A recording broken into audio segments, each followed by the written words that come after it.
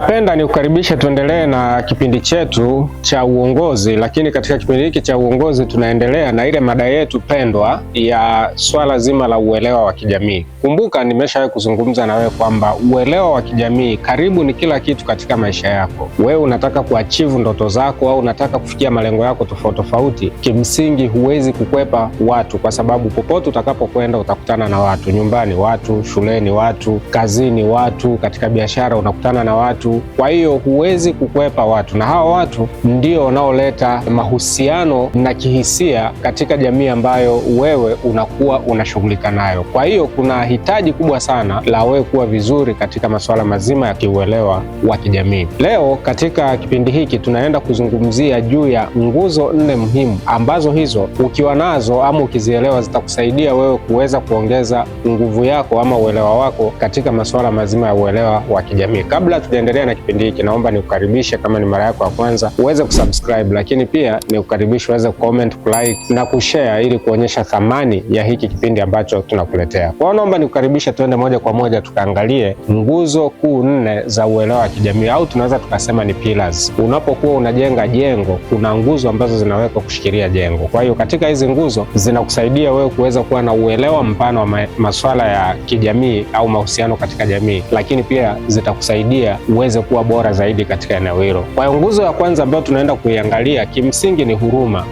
Huruma ni nguzo muhimu sana kwenye uelewa wa kijamii. Hii wazungu huwa wanaita empathy, au kwa Kiingereza wanaita empathy. Na empathy ama huruma ni kile kitendo cha wewe kama kiongozi au mfanyabiashara au mtu yoyote ambaye una mahusiano na watu wengine kujitahidi kuvaa viatu vya watu wengine, yaani kujaribu kujisikia zile hisia ambazo mtu anaweza akawa nazipata katika wakati fulani, kujaribu kujisikia kwamba kama ungelikuwa ni wewe katika hatua hiyo au ambayo yuko nayo huyo mtu, wewe ungekuwa katika hali gani? Kwa mfano, wewe ni mfanyabiashara, umemuuzia mtu bidhaa zako, yeye ametoa fedha, alafu baadaye anarudi na kukwambia kwamba bidhaa hii uliyokuwa umeniuzia, nguo hizi ulizokuwa umeniuzia, viatu hivi au mavazi hayo uliyokuwa umeniuzia, au mashine hii uliyokuwa umeniuzia kwa ajili ya kazi, mashine haifanyi kazi, au hizi bidhaa zilikuwa ni bidhaa feki ama hazikuwa na ubora ule niliokuwa nataka kuwa nao, ama umeniuzia bidhaa ambazo ni haribifu. Wewe kwa kuwa umeshapokea fedha, usione tu thamani ya zile fedha ambazo umeshapokea, jaribu pia kupata hisia za yule mtu, hali anayokuwa anajisikia nayo kwa vitu ambavyo tayari ameshavilipia, lakini amegundua kwamba vilikuwa katika hali ambayo sio salama. Jaribu kuvaa viatu vyake. Jambo lingine katika hilo, tunaweza kutoa mfano kwamba jaribu kujiuliza kwamba wewe kama ni kiongozi au mtu yoyote, mtu anakuambia kwamba anaumwa ama yuko kwenye hali fulani ama mtoto wake anaumwa, jaribu kujiuliza wewe wakati ule focus yako unaweza ukavaa viatu vyake kujaribu kujisikia hali ile anayoipitia ili na wewe uweze kuwa katika sehemu ya hilo tukio. Au mtu anakuambia na jambo la furaha, anataka kuoa au kuolewa, jaribu kujiuliza wewe kama kiongozi unaweza ukavaa viatu vyake ukajaribu kuona ile hali ambayo mtu yule anakuwa anaipitia au anajisikia. Kimsingi huo ndio tunaoita kwamba ni uelewa wa kihisia, ni huruma ama empathy. Kwa hiyo ile huruma ama empathy unapokuwa nayo inakusaidia wewe kuweza kuexcel zaidi, kwa sababu unapata hisia sawa na zile mtu ambaye yule ambaye unadili naye anakuwa anazipata. Kwa jinsi hiyo inakupa wewe pia room ama mwanya wa kuweza kufanya maamuzi mbalimbali yanayoendana na ile hali ambayo yule mtu anaipitia. Hiyo ni nguzo ya kwanza muhimu sana. Nguzo ya pili ambayo tutaenda kuiangalia tunasema ni kusikiliza kwa makini.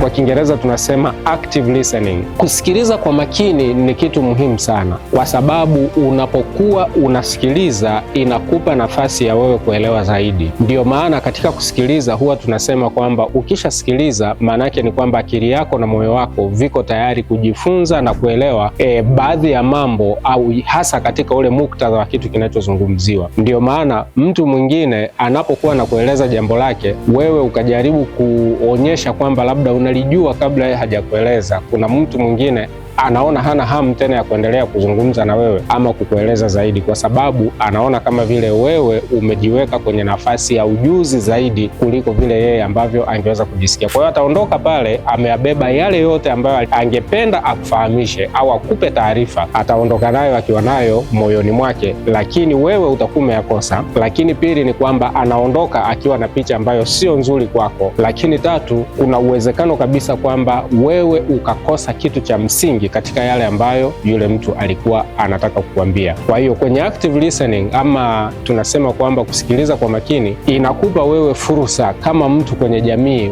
ambao unakuwa unadili na watu mbalimbali, kuwa mjuzi, kujaribu kuwaelewa watu wengine, hasa wanapozungumza. Kuna vitu unajifunza, alafu naanza kuelewa kwamba kumbe huyu mteja wangu, kumbe huyu mtu naye muongoza, kumbe mtu huyu naifanya naye kazi, yeye anapendelea vitu fulani, na yeye kimsingi yuko mtu aina hii. Inakusaidia zaidi, kwa sababu katika mambo ambayo atakuwa anayaleta kwako, wewe tayari umeshaelewa kwamba huyu ndugu yangu yeye ni mtu aina hii. Kwa hiyo nikifanya hivi, maanake tutaenda vizuri na jambo tunalotaka kulifanya au nalotaka kulifanya nitaweza kulifikia. Hiyo ni nguzo nyingine ya pili muhimu sana. Sikiliza kwa makini. Usisikilize kwa sababu unataka kujibu. Sikiliza kwa sababu wewe unataka kuelewa. Hilo ni jambo la pili. Jambo la tatu tunasema ni kujifunza juu ya lugha ya mwili, ama tunasema kwa Kiingereza wanasema body language. Lugha ya mwili ni kama zaidi ya 90% ya mawasiliano mengi yanayofanyika.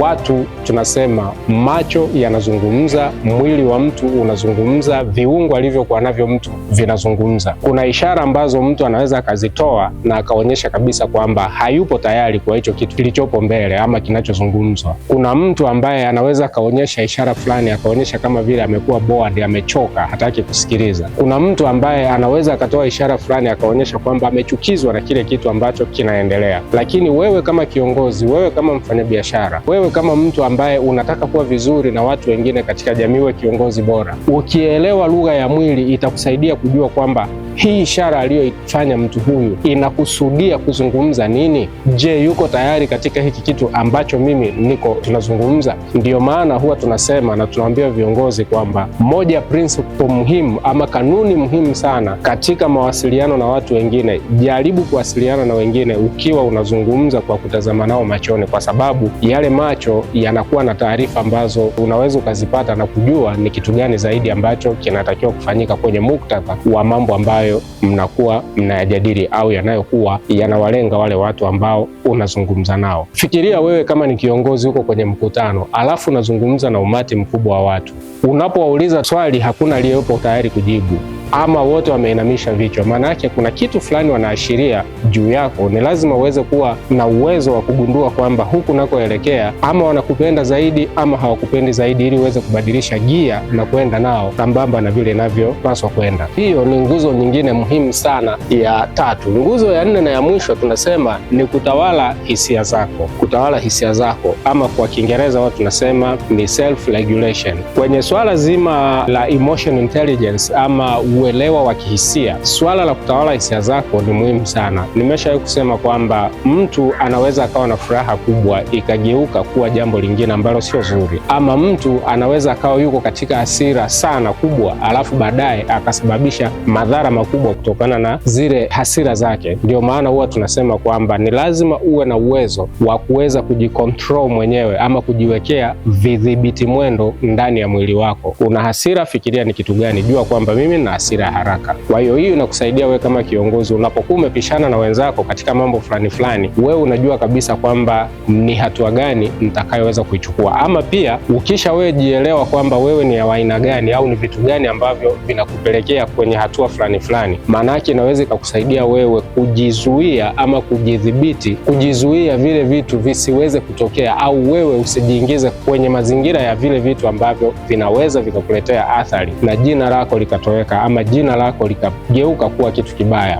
Wewe unapokuwa na uwezo wa kujidhibiti inakusaidia kwa ukubwa sana. Niliwahi kusema na nikatoa mfano kwenye vipindi vilivyopita. Wewe kama kiongozi au wewe kama mfanyabiashara, wewe kama mtu ambaye unataka kuishi na watu wengine, ukiwa huna uwezo wa kujidhibiti, niliwahi kusema ni sawa na mji mzuri ambao wewe unaweza ukaufikiria katika picha ya akili yako kwamba mji ni mzuri sana, ulijengwa vizuri kwa hadhi kubwa, alafu kawekewa ukuta. Baadaye ule ukuta ukabomolewa, ule mji ukabaki wazi. Ukibaki wazi, maana yake ni kwamba ule mji uko vulnerable. Ule mji ni tayari mtu yeyote anaweza akaingia na kushambulia ule mji akauharibu kabisa. Huyo ni wewe ambaye Mungu alikuumba, lakini vile vile akakuwekea kuta mbalimbali za kuweza kujidhibiti. Usipozilinda zile kuta na ukawa imara katika kujidhibiti, kumbuka kwamba anguko lako linaweza likatokea muda wowote na kwa sababu yoyote, wedha ni nyepesi au ngumu. Nakushukuru sana kwa kuweza kutufuatilia. Ni kuombe uweze kuendana nasi katika vipindi vinavyofuata. Katika kipindi kinachofuata tutaenda zaidi kuangalia juu ya masuala mazima ya faida za kuwa na uelewa wa kihisia. Nakushukuru sana kwa kuweza kuwa pamoja nasi, na nikuombe kwa mara nyingine uweze kucomment, kushare na kulike katika vipindi vyetu, lakini pia